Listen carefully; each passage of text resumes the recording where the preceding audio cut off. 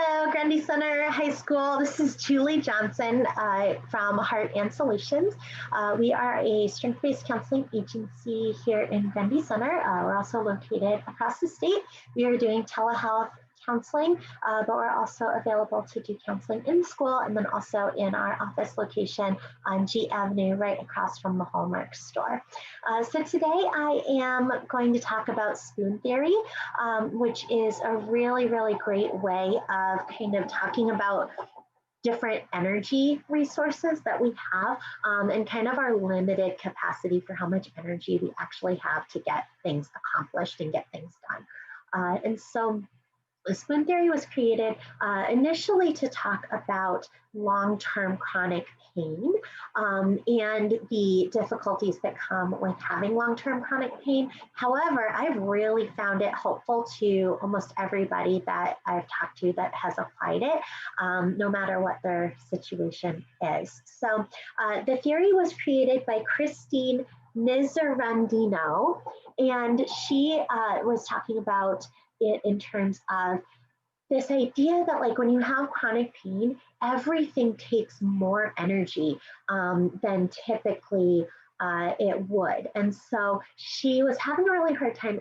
describing this to her friends and family and also like conceptualizing it for herself that she doesn't have an unlimited amount of energy, and things that might take somebody else a certain amount of energy, like a lower amount of energy, might actually take her a lot more energy because of the chronic pain. And so I just think it's a really, really helpful way for anybody to use, not only for time management, but also just for energy management. So we all talk about budgeting money and doing money budgets, but like we really don't talk a lot about budgeting time and about budgeting energy, but they're so important because those are also very, very finite resources. And one could argue that they're even more finite than money, right? We budget money, but like you can make more money, but you can't earn more time back. There's no way to create more time. There's no way to save up time. Like you either use it well or it's gone. And the same thing with energy. We can't create, we can kind of renew energy, but we have to be intentional about that. If we're out of energy for the day, we either need to do something to renew that energy or it's going to be much more difficult for us to do things with the quality that we want to do them. And so I really, really like spoon theory. I really only heard of it like maybe a year ago. And then since then, it's been popping up everywhere and I've been hearing all kinds of things about it.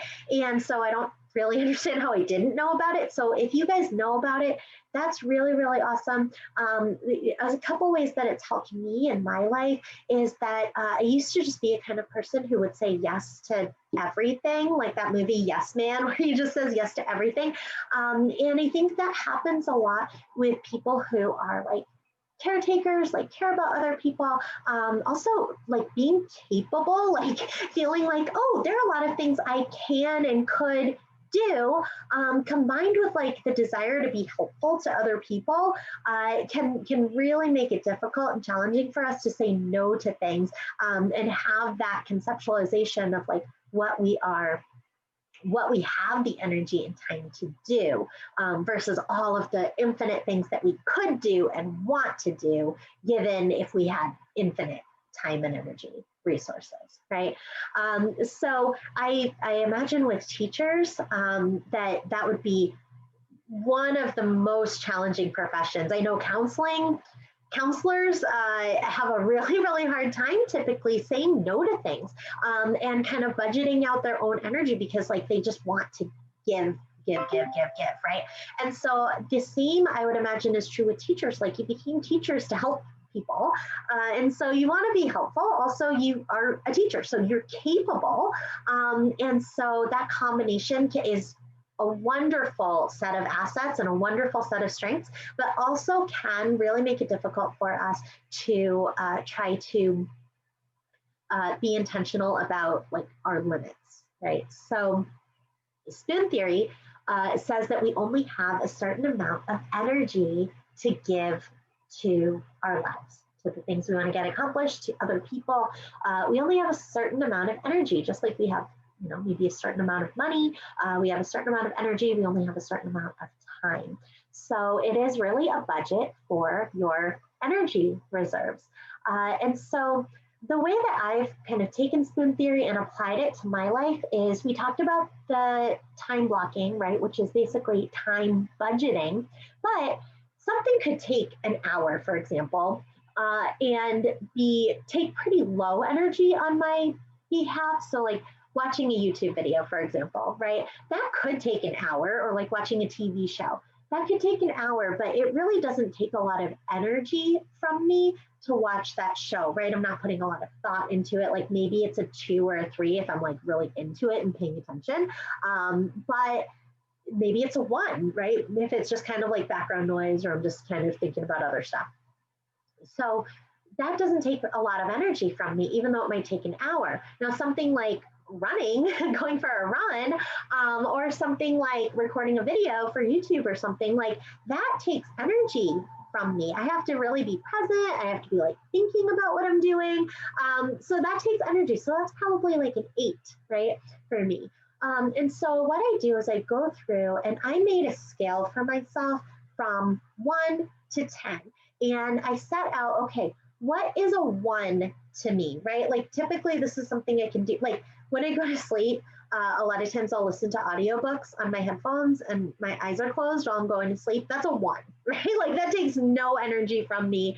So that might be a 1, or like playing with my daughter, right? Maybe depending on what we're doing. I guess some of the things are like 8s, but playing with my daughter, playing house with my daughter or something, right? Like that's like a 1 or 2 or 3 because it's enjoyable. It's not something I want to put off.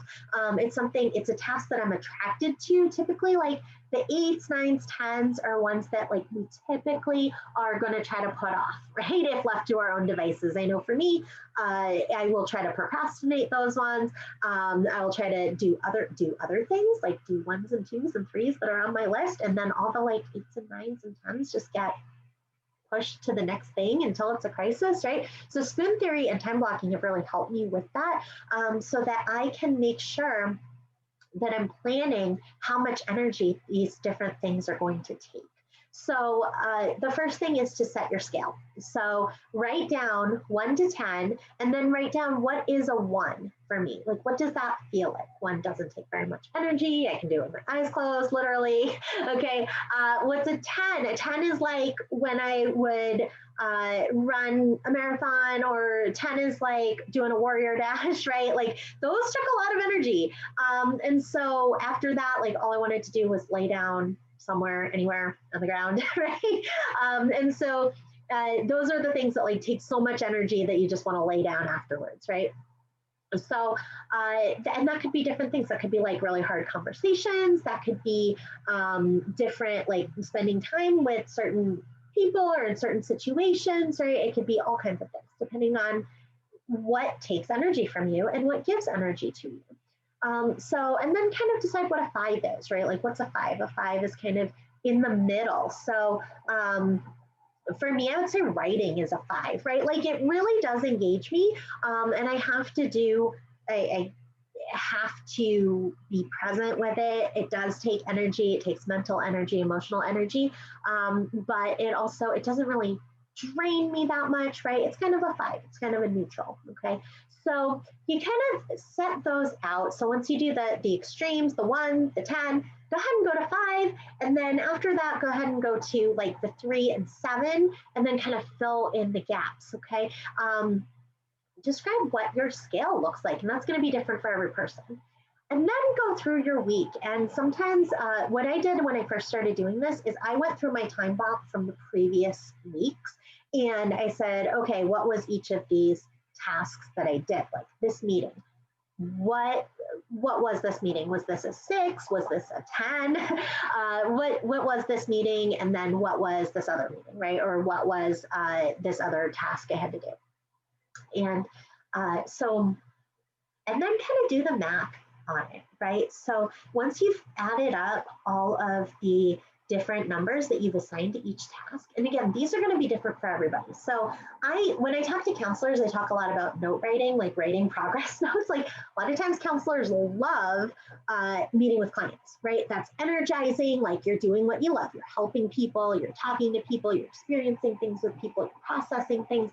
Like a lot of times that is like a 2 or 3, right? Maybe a 4 for a lot of counselors, but then for a lot of counselors, like writing progress notes is maybe more like an 8 or a 9, right? Because it's not as exciting, it's not as fun, and it drains energy. It's one of those things that's like easy to procrastinate. So I would imagine for teachers that maybe grading papers might be that way for some people. Now, for some people, grading papers might be a relaxing situation, right? It might be like, okay, I'm going to sit down, I'm going to read what my students are saying, right? And so maybe that's a 3 for some teachers, but maybe that's an 8 for some teachers, right? So it really just depends on you and how much energy that takes from you. It's the same thing with introverts and extroverts, right? So for some people, for extroverts are extroverts because they gain energy from interaction with other people, right? They gain energy from that. So a party for an extrovert might be like a 2, right? Or a 1 or a 3, because they're getting energy from that. It doesn't drain them at all to be in a party. They enjoy being with people. Now, introverts are introverts because it actually takes energy away from introverts to be around other people.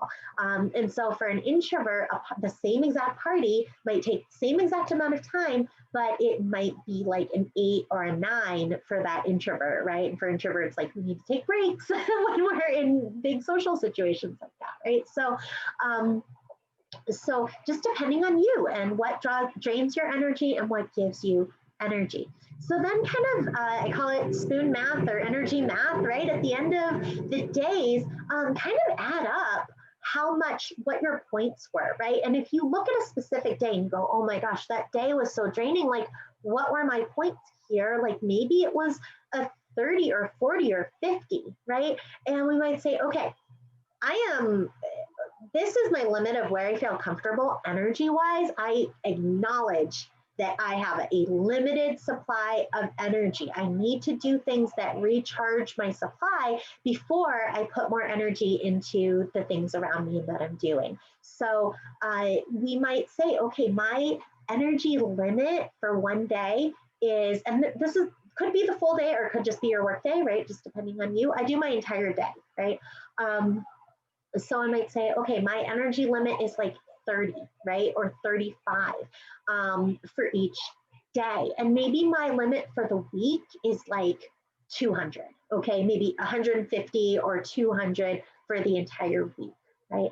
And so knowing that, I can then budget out my day. And if somebody says, hey, can you record a video about spoon theory, right? I might say like, yes, I can totally do that. That sounds really fun because I love spoon theory and because this process really helped me. And my hope is that it would help somebody else that would watch the video, right?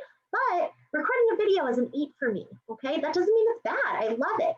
Right? But it's an 8, it takes energy. And so I am not going to put recording a video on a day where I have other 8s happening, right? I am going to specifically and strategically schedule that out in my blocks so that I am surrounding that 8 task with 1s and 2s and 3s, okay, that are going to rebuild my energy after doing the 8 tasks.